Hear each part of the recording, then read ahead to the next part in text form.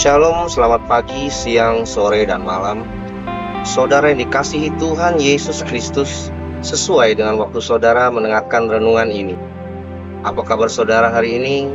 Puji Tuhan saudaraku, apapun yang tengah kita hadapi saat ini, mari kita satukan hati untuk berdoa. Bapa, di dalam nama Tuhan Yesus Kristus, dengan menyadari penyertaan-Mu yang sempurna dan kasih setia-Mu yang tiada habis-habisnya dalam hidup kami datang ke hadirat-Mu dan mengucap syukur ya Tuhan. Inilah kami anak-anak-Mu ya Bapa, ajari dan didiklah kami. Kami rindu diberkati dengan perkataan firman-Mu.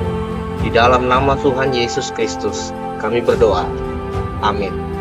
Sebelumnya, dengan segala kerendahan hati, saya mengajak saudara untuk mengikuti renungan-renungan saya sebelumnya, supaya saudara mendapatkan pengalaman firman Tuhan yang lebih dalam dari seri-seri firman Tuhan dalam Injil Lukas pasal 5 ini. Mari kita membaca ayat firman Tuhan pada hari ini yang terdapat dalam Lukas pasal 5 ayatnya yang keempat, yang berbunyi, setelah selesai berbicara, ia berkata kepada Simon, bertolaklah ke tempat yang dalam dan tebarkanlah jalamu untuk menangkap ikan. Ketika Tuhan masuk ke dalam perahu kita, maka hal pertama yang dia lakukan adalah dia ingin berbicara. Saudaraku, Tuhan kita adalah Tuhan yang berfirman atau berbicara. Dari zaman ke zaman, bahkan sampai hari ini, Tuhan kita terus berbicara kepada kita. Tuhan bicara lewat mimpi kepada Yusuf, juga kepada Musa lewat semak duri yang terbakar, atau kepada Raja Daud lewat perantaraan Nabi Nathan. Tuhan dapat memakai orang pilihannya. Tuhan dapat memakai keadaan. Tuhan akan memakai segala sesuatu untuk berbicara kepada kita. Masalahnya adalah, apakah kita cukup peka atau setidaknya punya waktu untuk mau baik-baik mendengarkan? Inilah tantangannya saudaraku. Apakah saudaraku percaya bahwa Tuhan juga bisa menggunakan kekecewaan atau kegagalan saudara? Maksudnya adalah untuk menarik perhatian saudara. Saya rasa ini sangat mungkin. Saya rasa kalau Simon mendapatkan banyak tangkapan pada malam itu, Simon pasti sibuk mengurusi ikan-ikan. Dan Simon tidak akan punya waktu untuk mendengarkan Tuhan berbicara. Hari-hari ini kita terlalu disibukkan dengan banyak hal, saudaraku. Pekerjaan, keluarga, diri sendiri, atau bahkan pelayanan kita. Sampai-sampai kita tidak punya cukup waktu untuk mendengarkan suara Tuhan. Bukankah terlalu sibuk dan tidak ada waktu adalah alasan utama kita melewati pembacaan Alkitab dan doa harian kita? Seperti apa yang dialami oleh Simon Petrus.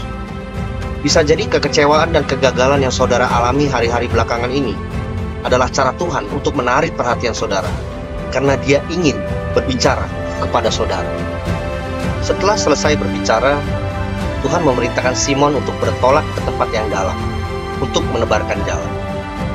Setelah kita baik-baik mendengarkan suara Tuhan, maka hal kedua yang Tuhan lakukan adalah Tuhan ingin membawa kita kepada praktek atau pengalaman iman di tempat yang dalam, untuk bukan hanya menjadi pendengar firman, tetapi juga menjadi pelaku firman. Tempat yang lebih dalam berbicara mengenai tantangan atau masalah, atau pergumulan-pergumulan yang akan kita hadapi dalam hidup kita. Namun berita baiknya adalah Tuhan sendiri yang mengajak saudara untuk bertolak ke tempat yang dalam. Saudara tidak sendirian. Dia ada di dalam perahu bersama saudara untuk memimpin dan menyertai saudara. Mari kita berdoa. Tuhan Yesus, ampunilah kami yang seringkali teralihkan atau terlalu sibuk untuk mendengar suara-Mu. Bapa, kami minta hati yang cukup peka untuk mendengarkan-Mu berbicara kepada kami. Syukur Tuhan kalau hari ini Tuhan masih berkenan berbicara kepada kami. Karena itu kami mau belajar memberikan waktu kami untuk baik-baik mendengarkan suara Tuhan. Kami juga mau bersyukur buat rasa tenang dan aman yang luar biasa yang daripada-Mu. Karena kami tahu bahwa kami tidak sendirian. Engkau ada di dalam perahu bersama kami. Engkau sendiri yang memimpin dan menyertai kami melewati setiap badai hidup yang akan datang dalam hidup kami. Berikanlah hikmat untuk mengenal kehendak-Mu, kesabaran untuk menunggu penggenapan janji-Mu, dan iman untuk percaya sepenuhnya pada proses yang Engkau berikan buat hidup kami. Perbaharuilah kekuatan kami dengan kebenaran firman-Mu hari demi hari. Terimalah berkat Tuhan. Tuhan memberkati engkau dan melindungi engkau. Tuhan menyinari engkau dengan wajah-Nya dan memberi engkau kasih karunia. Tuhan menghadapkan wajah-Nya kepadamu dan memberi engkau damai sejahtera. Berkat dari Allah Bapa, kasih karunia dari Tuhan Yesus Kristus, dalam persekutuan yang intim dengan Roh Kudus, yang selalu berbicara, memimpin, dan menyertai kita semua, sekarang, sampai Tuhan Yesus datang kembali. Di dalam nama Tuhan Yesus, kita semua yang setuju dan percaya, mari kita katakan bersama, amin. Puji Tuhan, semoga renungan singkat ini boleh menguatkan saudara sekalian.